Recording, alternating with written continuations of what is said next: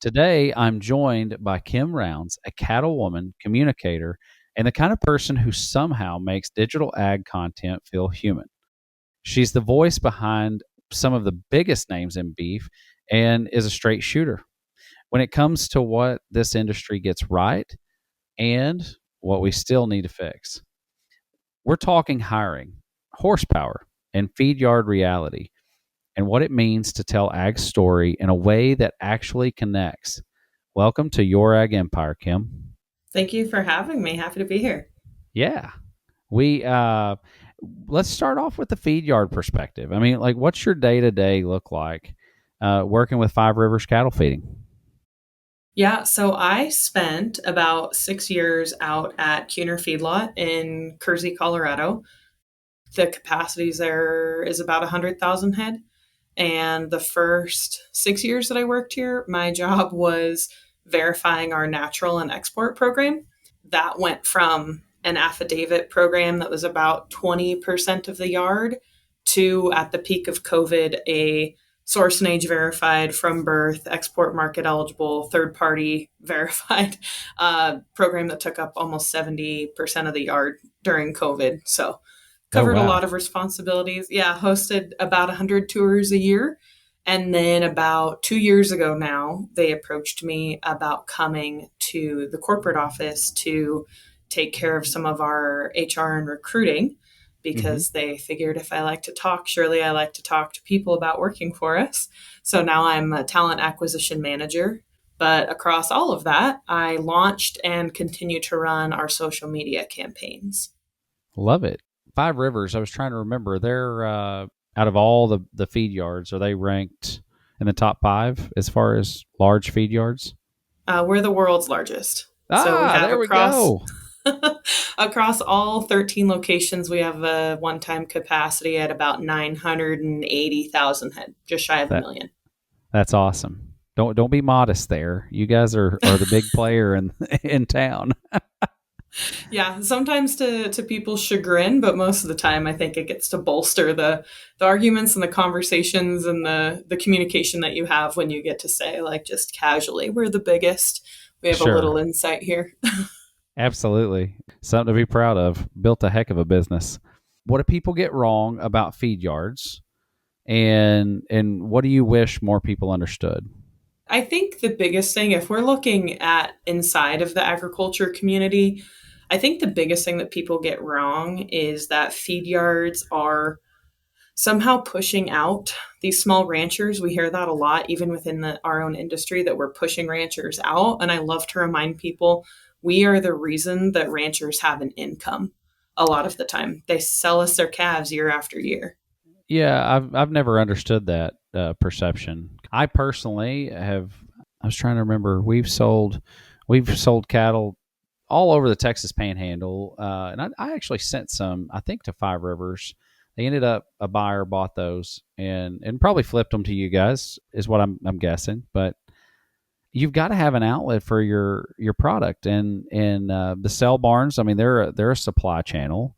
I mean, I've had good luck selling direct also.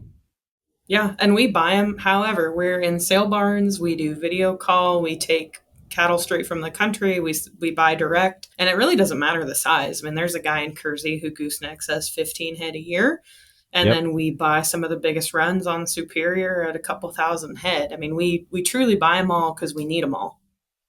Well, it's like you guys have you've got hotel space and feed, and you've got to keep that infrastructure full and the pipeline rolling, and so you've got to be out there and be competitive. I feel like sometimes you guys maybe get a bad rap where you're trying to. They almost feel like they're trying to just get it as cheap as they can, which I get that, but we're at some unprecedented times where cattle supply is out there. I've gotten a lot of competitive bids here lately, really some aggressive buying on direct stuff, which has kind of been interesting. Kind of flipping the script in the cow calf producers' favor, in my opinion. Yeah, yeah, and it's great. We talk about this all the time. There are always going to be winners and losers of every segment of the industry. And Yep. it's unfortunate that it's taken this long for the cow calves to really have a big winning season. But we all need each other. We all take our turns. We're all part of the same pipeline. But what's amazed me from a business perspective is in times that aren't quite as outwardly favorable as they are now to sell calves, when people call us to sell and we say, "What do you want?" and they list the highest market price of the week. And we say, "Okay, well, that's great. We can't pay top price for every single animal that comes in here. What do you need?" And people don't know their break evens to even start a place of negotiation. And that's always amazed us, that you want to call and sell us something and you don't know what you need for them, because we get market, we get covering your costs, but you can't just say you want the highest price every single time.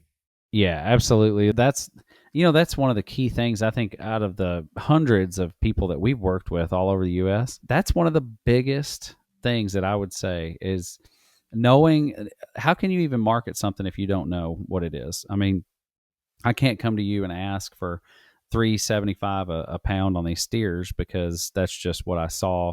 I saw something in Yankton, South Dakota that brought that.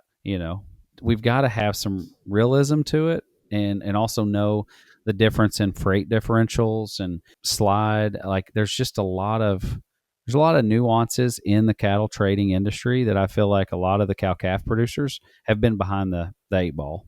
I think some of them. I think Superior was great because you had those reps, that were kind of walking them through that process. It's still an auction environment. Kind of started feeling a little more comfortable with that. Still a spot for the local sell barns. They've got a lot of buyers that are there, and they can really really push the prices where they need to be. And then I think too, it goes back to reputation.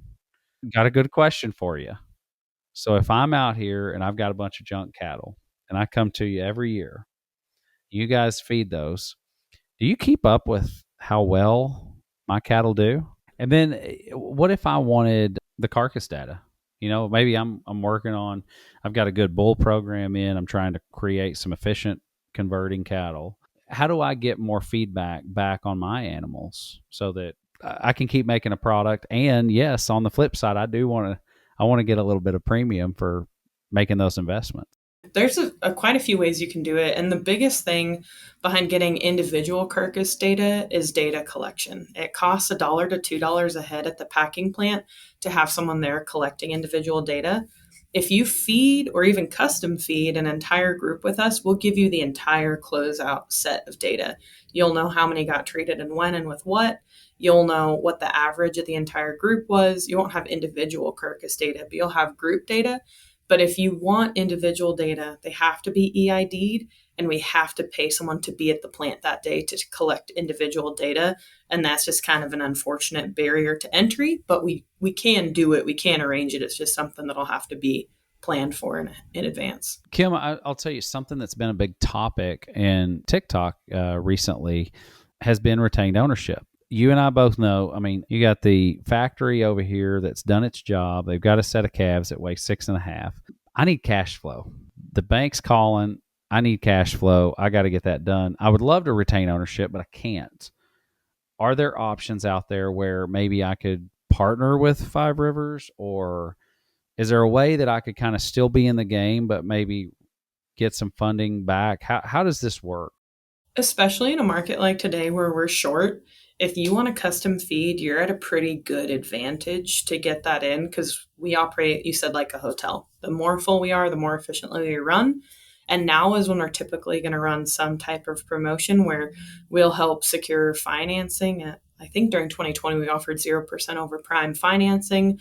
We offer feed financing. Sometimes we'll partner, but we have a lot of options for securing that financing through us and through our financial relationships that can help you secure that, because we get it. It's in the fall or whenever you're selling your calves, you need that income. But if you push it down the road, you can get paid off even more. So we have ways to help you secure financing through our financial relationships. That's good to know because we have a lot of producers. That's one of the most common questions that I get is, I can't wait that long for cash flow. How do I make this work? And I think a lot of folks are scared of the unknown. I've fed cattle numerous loads. Some I've made money with, some I've not. If you have a cattle feeder that says they've never lost money, they're lying to you. They They're are. lying. They are lying. I mean, you could kind of do that. Everybody wants to get cattle feeder prices till it's time to do cattle feeder things. Everyone thinks that we're making a buttload of money until it comes down to, well, we'll offer you all the same deal we give ourselves when we're feeding ourselves cattle. And you have access to our grids, to all of our negotiation, to our plant slots. And then all of a sudden it's, no, I think I'm good. And we'll let you guys assume the risk.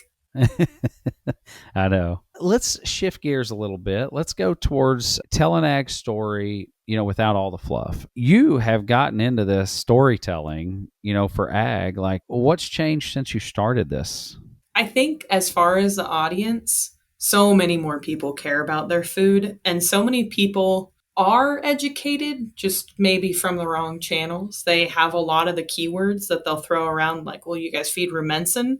You're like, Mm-hmm. how did you know that? Yes, we do, and here's why. So it's a very, I would say, armed, maybe not educated group that we're talking to now. And then as far as my personal storytelling, I've just kind of removed the same old, reused, recycled party lines and started just saying it how it is. When people talk about death loss, I tell them right out exactly what it is, and that, yeah, cattle die at the feed yard, same way they do in town. I just tried to remove and peel back any of that. Well, we can't really tell you that, and we can't really share that. And that's not the pretty part of the story. That's not the sexy side of the story. Just kind of pull all that back and say, yeah, here it is. What questions do you have? So the way that I've approached storytelling has changed, and I hope that it matches kind of what the audience is looking for, is just everything You laid kind out of in front of you, and what do you you find kind of go interesting? with the tough love approach. Very much. You've seen me in the comment sections on LinkedIn. I don't I don't hold a lot back. I love it. I love it. Yes, there are some things in ag that are ugly, and it's not easy, and especially for someone that's not around it all the time. But I don't think we need to pussyfoot around on it. I mean, I feel like we really need to just expose it, because I remember as a kid, we had a grow yard growing up, and I remember as a kid, like, I mean, it was a big deal to be 4 years old on my Palomino horse as I was pushing cattle up and watching. I was helping the guys, and calf just lays down there and dies, and so you're sitting there watching this, and you're helping and you're learning, but it still impacted you, and you didn't want them to die, but I mean, it happens. It's part of life, and it's part of our system, and we take all the precautions, use everything that we can. Vets are on staff. I'm sure you guys have a team of vets all over. I mean, it's just our industry is really advanced in what we do as far as treatment goes. But at the root of it, it still gets back to life and death. And those animals get sick just like humans do, just like humans pass away, same situation. I've found that when we're super honest about it, people kind of have this disarmed, like, oh, that's not that scary or that bad. Why? Yeah, of course things die. Like, when you just peel it back and you're like, here it is, this is what happens.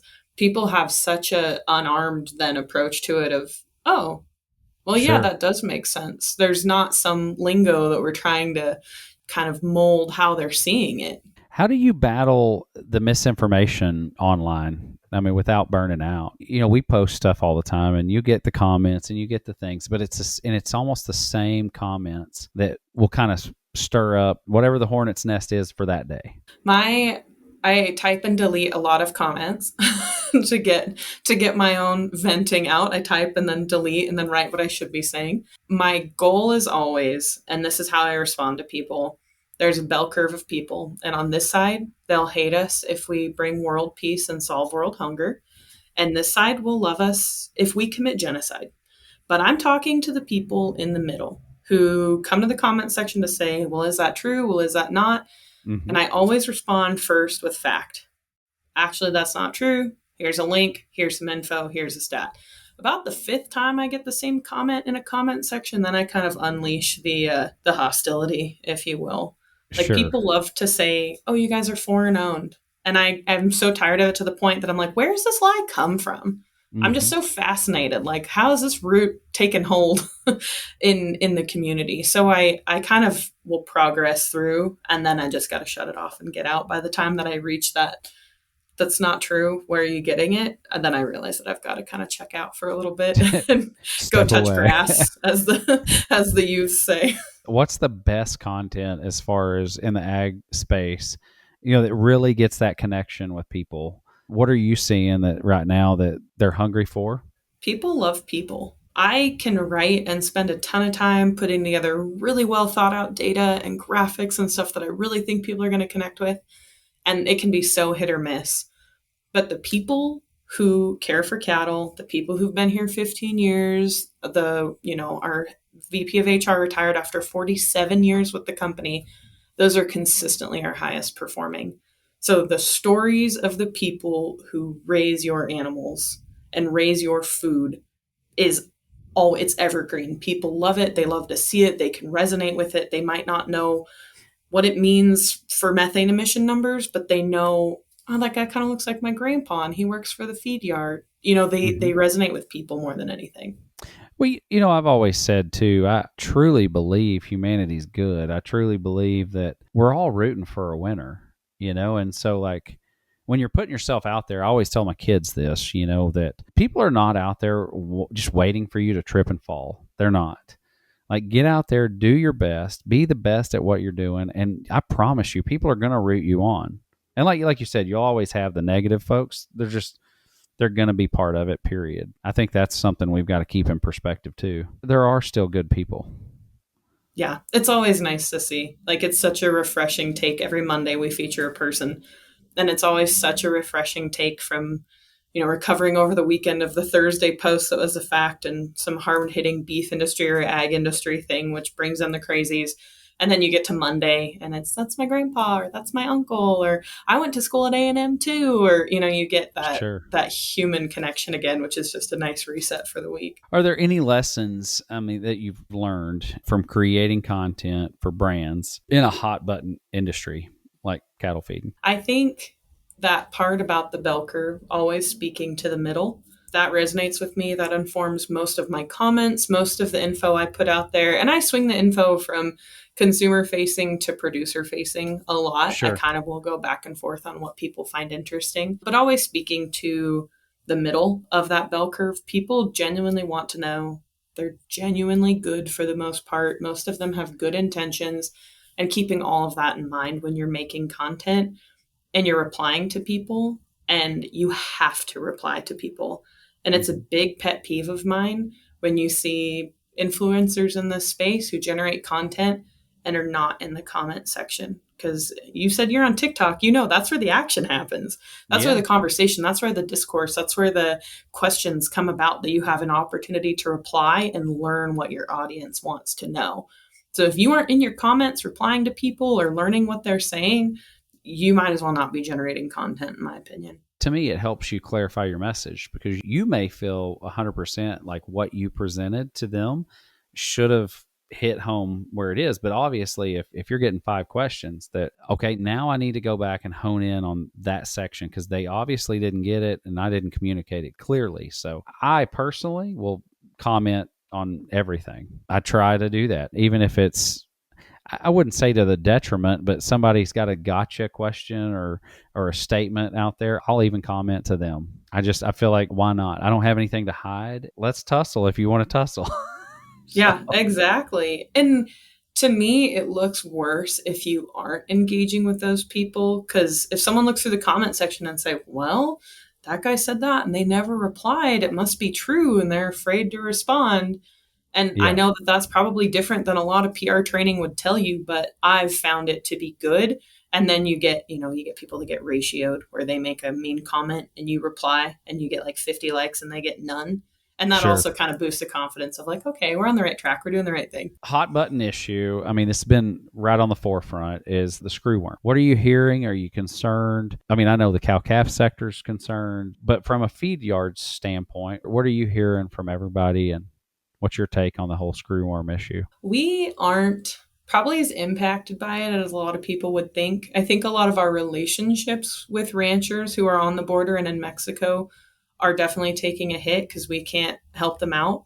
The percentage of our cattle that come from Mexico is a large number, but it's not significant enough to right this market. So we're working really hard to make sure that those guys know that we're ready to support them when the opportunity arises. We're obviously big supporters of everything that they're doing at the border to get those sterile flies out. We're very pro that entire concept, keeping our beef supplies safe. We're big participants in secure beef supply training programs. But I don't know that it's quite as impactful to us and our bottom line as a lot of people want to think, but it is an impact.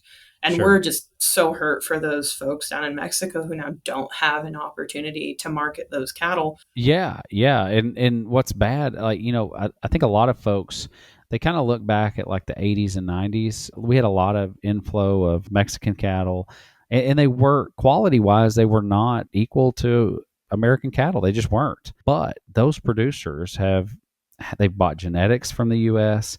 They have spent 10, 15, 20 years. You can go down. There's pockets in Mexico where you couldn't tell a difference.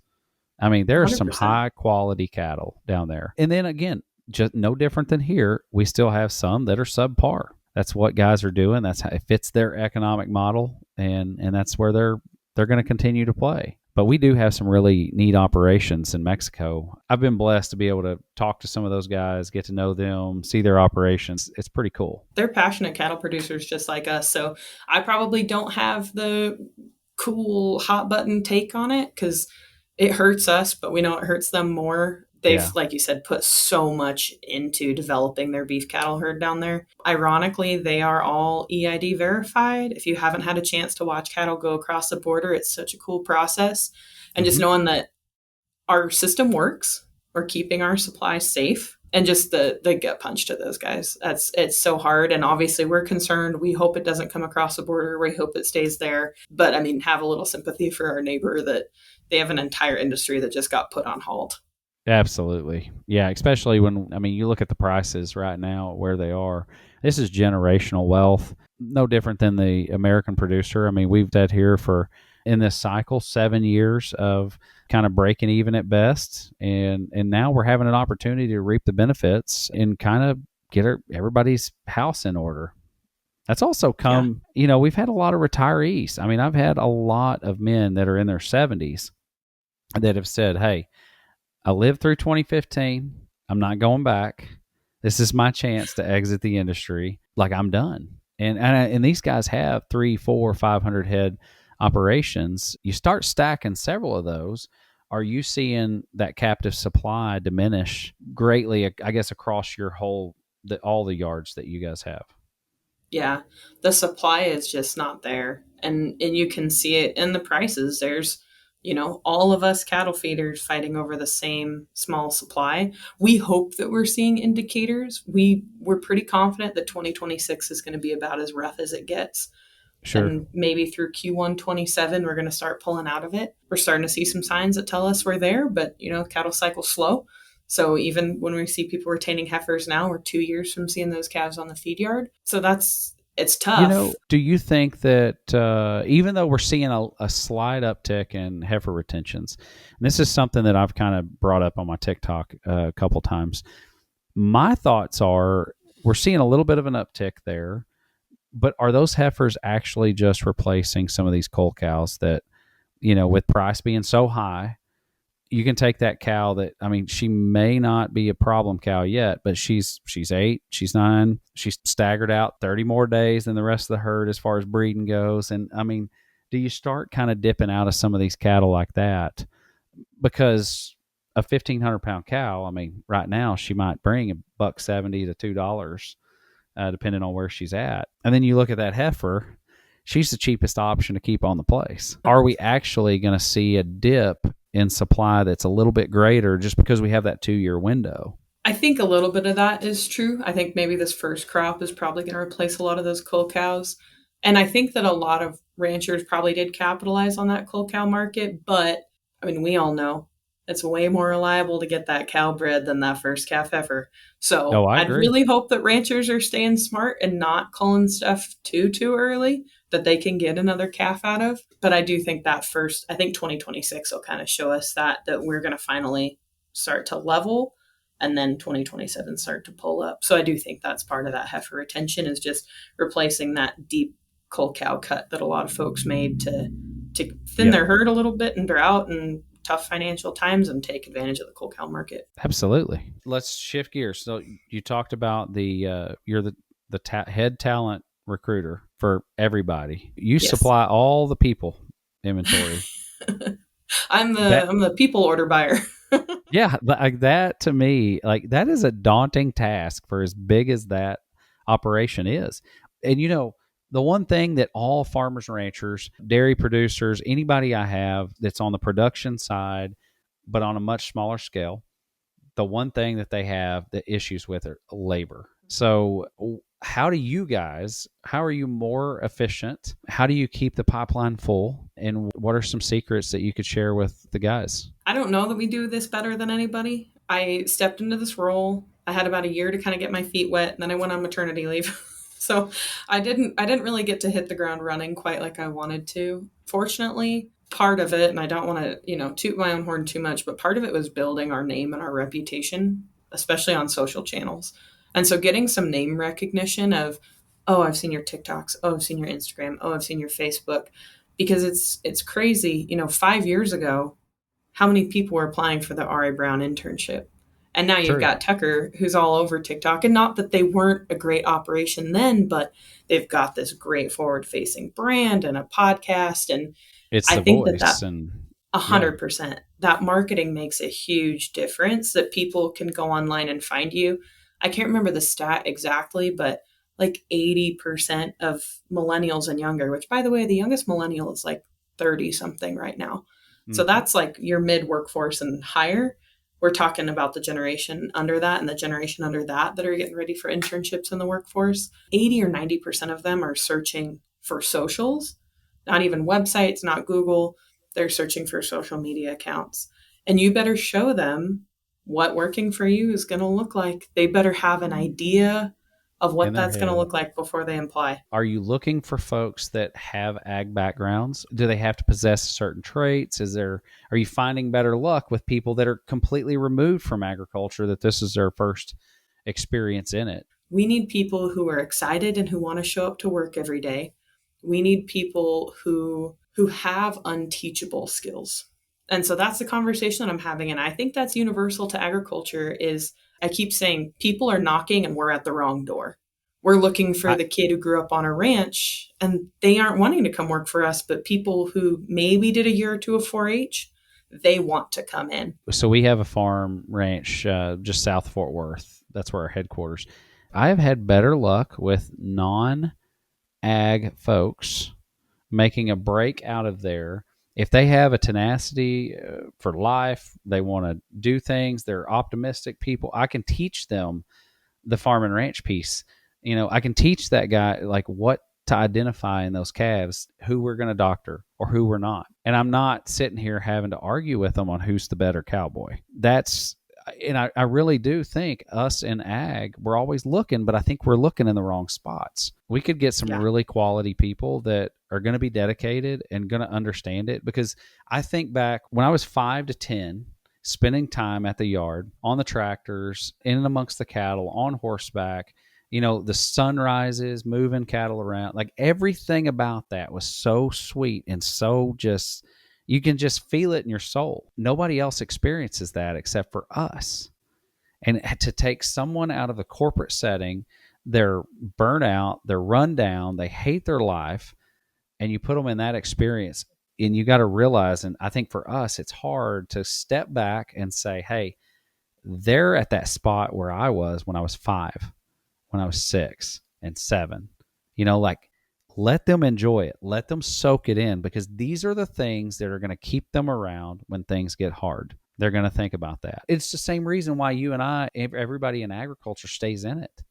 There's beauty around us. You almost get jaded a little bit by it from the day to day monotony of just working in the industry. 100%. I think that's dead on. I wish I could lay out the demographics of every ag college in the country because it's no longer predominantly kids with an ag background coming to school. Your Sure. ag program is mainly made up of students who have no ag background and just a passion for it and they're excited. And we need to capitalize on that and let people know that we are an encourager of those people. And if we find, the occasional person with a background, that's great. but who we're looking for needs to shift because the market has shifted. As big a business as you guys are, I feel like systems and processes, which we work with all of our producers on, and I think it's very much something that you need to have honed in, because when you bring these people in, they need to be able to know. And it also, whenever you've got those folks that do randomly show up that have a plethora of experience, they still need to do it the Five Rivers way. That way you've got a consistency in everything that comes out. Absolutely. And that's one of the big upsides to a feed yard is, while it's a fun and new challenge every day, it's a lot of monotonous tasks that are going to look the Sure. same every day. And there's a great network of systems it gives you a chance for repetition. It gives you a chance for really solid structures. So to me, it's such a great way to get people into the industry because there's so much safety. There's so many layers of information. There's so much system and network and training and structure that it's a great place to get in. We were talking about hiring, and this has been such a big. We have a Thursday call every week with all of our producers, and this has been a big topic here lately. But like job listings, some of them will put job listings out there. They either get nobody to reach out, but what are we getting wrong with these job listings, and how can we do it better? This is actually sort of a topic that Cass Johnston and I pitched for NCBA. It's hopefully going to be a topic that we get to talk about. I don't know which one they picked up, but talking about red flags and hiring and applying. And I think a lot of producers need to look at, are you really willing to truly hire someone financially? Are you in a position to truly hire someone? And if not with cash, what can you offer as a benefit? Can you offer them a half a beef? Can you offer them a set of tires? Can they fill up their truck? These are things that we need to be better about listing as, here's what I'm going to pay a house, and here are the other benefits that we're going to give you, if not cash, to help offset. Because I think that we have a lot of resources, and I don't know that we've fully explored what we can offer to people yet. I think that's a good point because, when we talked about selling cattle, and looking at your financial records, like, are they really at that spot, and can they fathom that, hey, you can't pay this guy $25,000. I mean, he can't survive on 25 grand, and being realistic on what wage works, and then how, what output can we have? And I think this is a big topic. I'm glad you guys are looking at doing this at NCBA. I think it could really, really be valued. Yeah, and even like some collaboration things. Can you run 5 head of heifers with my herd? And then you have some buy-in and you have the opportunity to grow some wealth so that if we go separate ways one day, you've got something to show for your time here. I just think that there are a lot of opportunities out there that people aren't necessarily exploring, because I get it. Like, throwing out, entry-level salaries are at least 50,000 plus.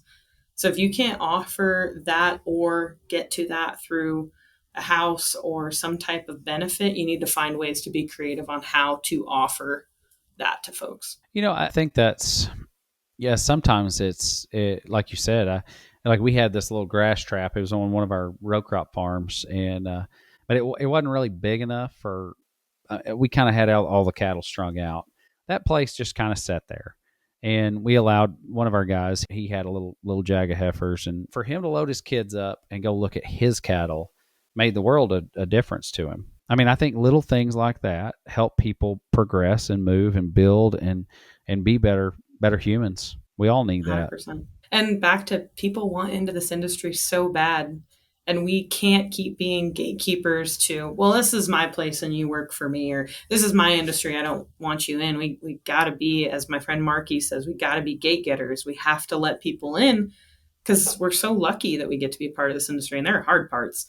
But we're so lucky, and people just want to experience it too. And there are ways that we can let them in. And one of the things that I think, we've been such a protectionist, environment, farmers, ranchers as a whole, because we were always scared somebody was going to come take the lease place or whatever it may be. There was always an economic, or financial ruin that was coming if you let somebody in. I feel like we're getting to a spot now where there's so many that are leaving the industry that it's going to get lonely out there when you're the only guy left. Not only that, but your little town's going to suffer. Most of us are in rural America, middle America, and we start to see that erode away. It's got lasting effects to not only just us, not only just our industry, but the towns we live in, the neighboring town. And if those shops can't supply because all of us are out of business or gone, or it's not going to be good moving forward.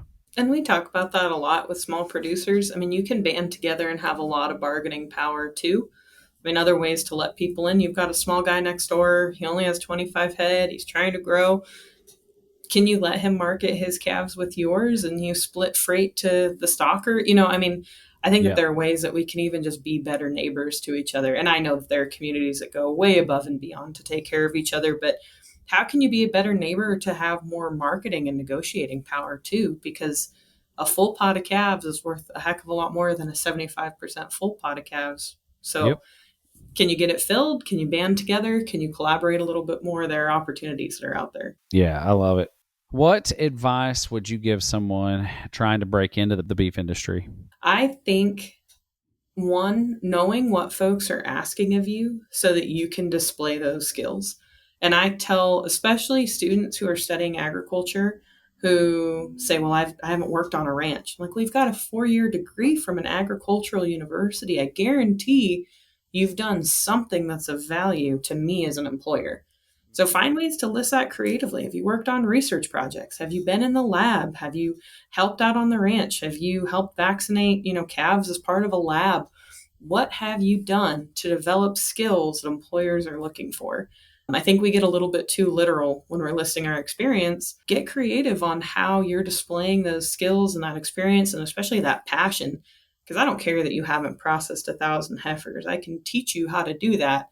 But I Sure. do care that you know what you're getting into and that you're excited about it. So find ways to display those kind of skills and talents and experience on your resume without being overly literal. I like that because I do. I'm with you. I think we do. We almost undersell ourselves, and it's not those technical skills that I'm looking for. It's the extra, like what makes you special, what separates you from the pack. Those are the things that I want to know. Can you think on your own? Are you creative? How do Yeah, you handle feedback? How do you work on a team? Have you actually exactly. had to work on a team? I mean, working anywhere, you balance leadership and teamwork constantly. And those aren't just buzzwords, that's reality. Yeah, yeah, that is 100% reality. Yeah, the other stuff can be taught. I think a lot of times we focus on the minute things to kind of whatever the job is we're interviewing for. It's like, oh, I can do X, Y, and Z. That's great, but I need to know everything else.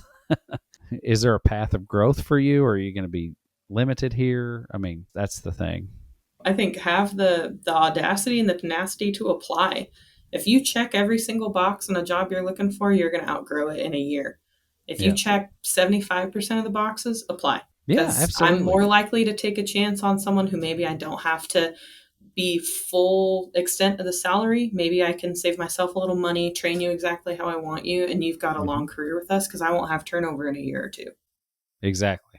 We were just talking about this. We're adding some positions on the team, and that's the thing. Is one of the candidates just I could felt like they were going to be a short term stay. I'm looking for somebody that's going to ride for the brand. Yeah, you may outgrow that position in a year or 2 years, but I've got a spot. I'll create a spot. I'll make sure that you have a path for success and you can be with us for the next 25, 30 years. And I think a lot of times when people are applying, they don't understand that, like, for the right candidate, the doors can be wide open. Don't box yourself in. 100%. I think that's Create great value. advice. Yeah.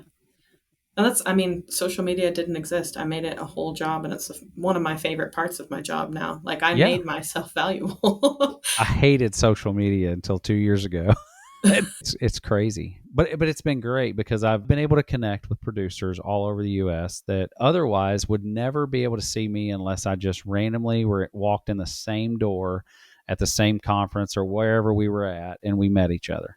Let's shift gears a little bit on to Horse Lane. Let's talk your cow horses. I mean, how does that passion show up in your daily life? I very competitive and perfectionist. And if you've ever been on a horse, you know that they love to humble you, same way working cattle do. So the very good leadership development of you have a plan, you have a game plan, you go in and you execute, and you fail and you learn. I'm constantly applying those and balancing my life. I told you earlier, I've got a baby. He turns 1 on Saturday. So getting back to riding, and it really helps you figure out what's most important to you. Where does your personal life rank? And I love Five Rivers and they are so great to me, but they're no longer the most important thing in my life. And that's been such a healthy step back. And it's made me, I think, a better, more enthusiastic employee that I show up and I work here and then I Yeah. go home to my cow horse and my kid. 100%. You've got to have that balance in life, or everything else you can throw out the window. Yeah. Like, I And think that's agriculture's terrible about it. You know, how many farmers haven't taken a vacation in years? And that's another thing back to the hiring. Are you willing to offer time off? Because if you aren't taking time off and you can't offer time off, you're in a burnout cycle that's just counting down. You need to find time to step away and come back excited. why those employees leave you every 2 years. You Yeah. can't run them in the dirt and then expect that they're going to be excited about the $1,500 raise that you gave them. It's not always about money. It's Yeah. You can about, only work 730 days in a row and then you're done. yeah, It's, then you want a break. And I get that. yeah, that's exactly right. What's something about the horse world that most folks outside don't understand about it? Oh man, that's a good one. Especially the cow horse world. It's so fun because there's such a very close ranch connection. The 4 6s, Wagon Hound, R.A. Brown, they all have horses that they show. They all have horse breeding programs. So that side of it is such a fun intersection of my job because Hmm. I'll buy or see their calves come into the feed yard. And then a few weeks later, we're down in Fort Worth showing at the Coliseum in the same venue. And Yeah. it's been such a fun intersection of the two. And they're just such good, humble people who are still so rooted in the cattle side of things. Most of those horses go out and they're going to go brand in the spring when they're not in the show pen. A lot of them, have a real life and real working clothes outside of the show pen. So it's just such a fun intersection and crossover. I think it goes back to relationships. Agriculture, in my opinion, and I think for anybody listening, relationships. Like, just everybody you meet, it's such a small industry. Treat them well. Be good. Like, you never Yeah. know when you're going to need them. They're going to need you. You just never can tell where it's going to lead. So Yeah. I Or if just they're going think to if, pop up in a job interview, you never know the yeah, connections that people have. They might call in someone that they know to sit in on an interview, and suddenly the guy that you weren't nice to decides whether you get a job or not. exactly, exactly. It's such a small industry. Even though we, from the surface, if you're graduating college, you think, oh gosh, it's United States is huge, and there's thousands of people that are in ag. I won't burn any bridges. No, it's pretty small, and everybody talks. Yeah, 100%. Yeah.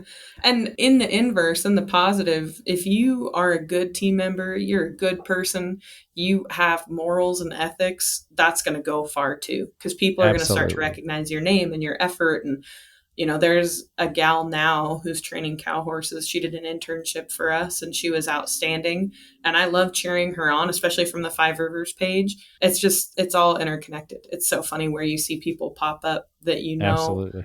or that they'll say, "Oh, I saw you here," or "I met you there," or "I work with so and so." I mean, it's all so connected. What's your go-to story from the saddle? From the saddle, oh gosh. Well, that depends on if it's show pen or feedlot. Hey, you pick. It's your story. Oh, I think it was a pretty fun story. The first time that I went down to Fort Worth for the Celebration of Champions, which is our year end finals, I'd Hmm. never been to Fort Worth to show before. I'd originally come in wanting to sell that horse. I was done with her. She was really hot, kind of crazy. I didn't really get along with her and I wanted to sell her. And the folks I'd gone to said, maybe hold on a little bit. And we ended up third in the world that year. And I think it's such a fun story of like changing perspective, changing dynamic, and putting in some hard work. And things that you didn't even know could be goals will happen for you. Because I didn't have a goal of going and, winning Yeah. something at the world show that year. I just wanted to sell her. And we got a change of perspective. And they said, if you put in some hard work, if you kind of check all these boxes, I think you're going to be successful. And we were. And so that's always such a good reminder to me of, they always say, don't sell your saddle, don't sell your horse. Hmm. Sometimes a little change of perspective and some hard work can bring some really cool stuff your way. Absolutely. I love it. What's the thread that ties all your work together on the feed yard, online and in the saddle? I think I talk a lot about like strengths and values, and I think community and connection are just huge. I talked about posting about people is so fun, Mm-hmm. and the reactions of people who know them, giving tours of the feed yard and the people who work for us. And then on the cow horse side, kind of seeing a lot of that crossover. I think we love to get so focused on we're agriculture, we're animals, but it's all about people. Sure. They're the ones who make the world turn. You need them to do your job. You need them to have your network. You need them to sell your product to. You need them to buy products from. It's all people. Like that's really what this industry is about. And we always say we're all about feeding the world. Well, who are we feeding? We're feeding people. People are everything when it comes to the relationships and everything that we're putting together. We've got to keep those moving and growing and Yeah. building. Well, and it helps, I think, bring some perspective if you're feeling a little run down and overworked and maybe you haven't been off the farm or ranch for a vacation to hit that reset and remind yourself that it's all about the people and that there's community and there are people who depend on you every day. I think it's a good mental reset. I'm glad you brought that up. One of my guys, he just said, "Man, I just feel like my batteries just run down." And I said, "Go somewhere. I don't know where, but like go somewhere. You're a people person. Like you've got to get out." So he went to 2 different field days. Drove from Missouri, I think he went to Georgia, went to a conference down there, met some folks, like really like come back just a different man. And I think we in ag, we've got to realize like we're not all created equal.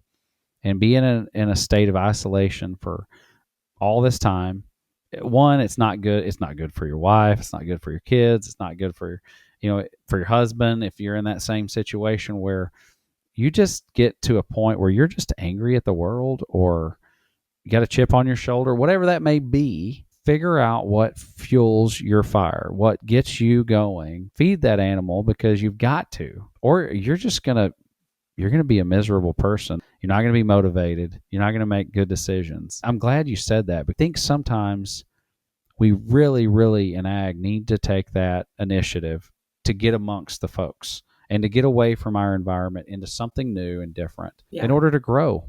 Yeah. And that's a great point too, is not only to get out and to be social, but to see ways that you can change things to be more profitable, to change the monotony, to explore new avenues, to create a new line of business, to go out there and feel inspired by either people or ideas or a venue, like ways to feel inspired. Because I think it can feel uninspiring that we do our life is a life of cycles of growing crops and livestock and selling them and doing it all again. How do we change that? How do we get excited about that again? How do we improve that system? How do we get outside of our own head? Because we love social media, but it's not enough. If you're in a rural farm in Kansas, you need to go be around people and go to town and interact with like-minded folks in a venue that's not your farm. And I think too, as you get older, when we're in college, we're enthusiastic and, the sky's the limit. And I feel like sometimes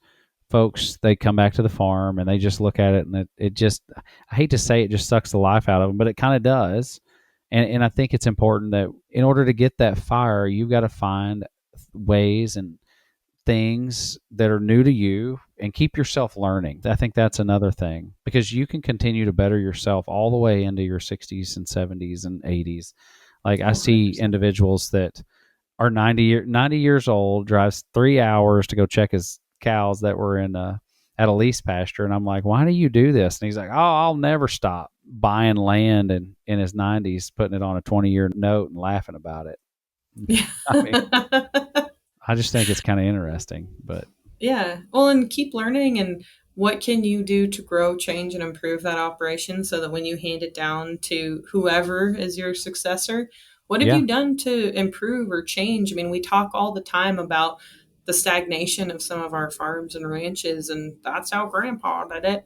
How are you going to break that cycle and bring this thought process of productivity and improvement and forward thinking and progression to the next generation, that they don't see the same burnout in you and say, yeah, I'm fine, we can sell it when you're done? Because you've yeah, set an example for me that says this isn't what I want to do with my life.